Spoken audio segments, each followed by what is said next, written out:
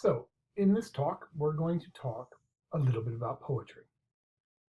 It's a plate, yet a setting of multiple cultures. As I look and I wonder, how can I fill my goblet? What are the words that I draw upon? And why do I draw these words? And who decided what poetry is? Was it the first person to put words to sound? Did they have that first cup to fill our soul?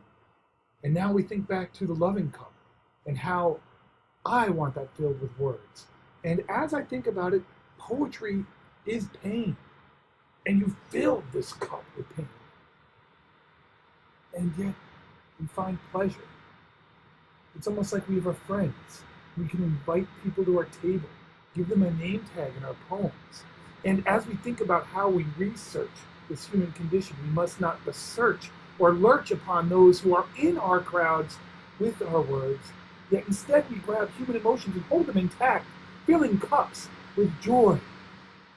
And we draw upon human experiences and stories that last thousands of years.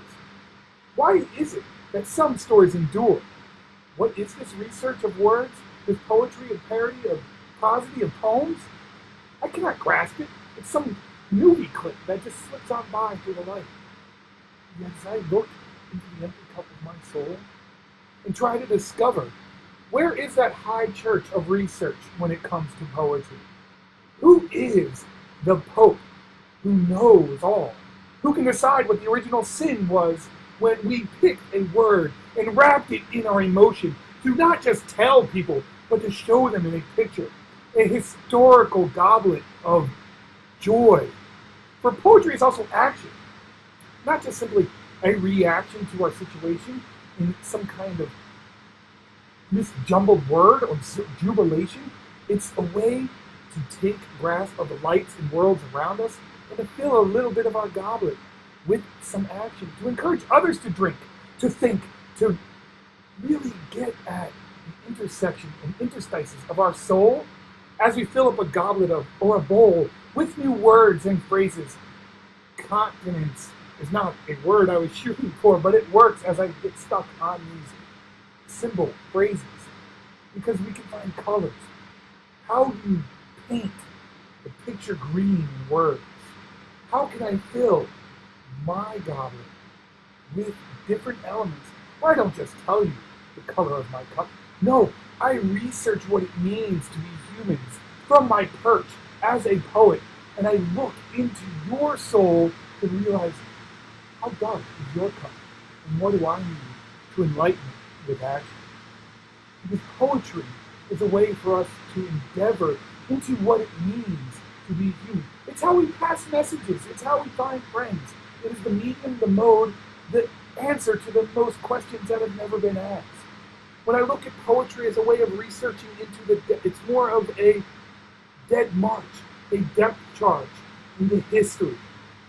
For poetry is rarely written by the winners. The best of art come from those who have lost in history, whose words are no longer represented in the bowl of the great life that we call the dominant culture past.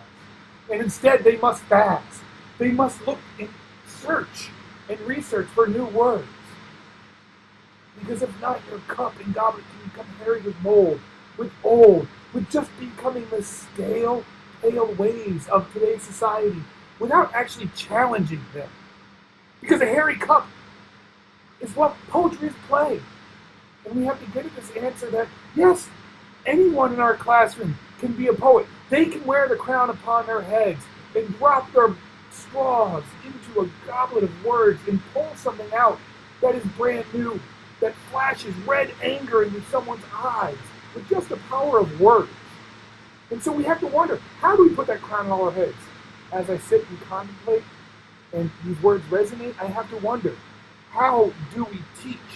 What is the research that teaches me how to bring this to my classroom? And I think I just simply must be. I must be the poem. I must be the poet. For a model is what our students need. There is no map, no plug, no guide for poetry. Instead, you each create your workflow. You grab your tissues and you wrap up your issues in little bits of metaphor and rhyme. And it's at that time when you have to understand that that's when poetry becomes play, because we have to create environments for our young poets to share. They need to have a central city hall, a poetic ball, someplace where they can gather to really concentrate and know, hey, yes, I am a poet. I can wear this crown on my head. I love to mess and play with words. And so that's what we need to do with our young poets in our classrooms.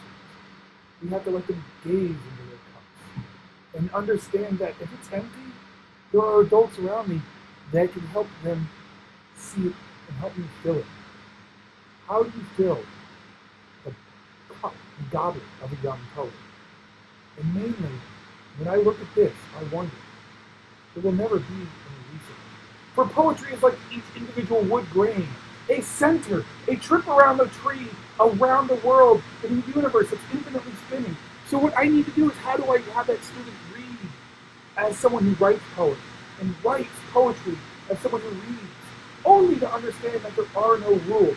You can take your cup and dump it all over the place, because that is what poetry needs to be. Graffiti upon the world.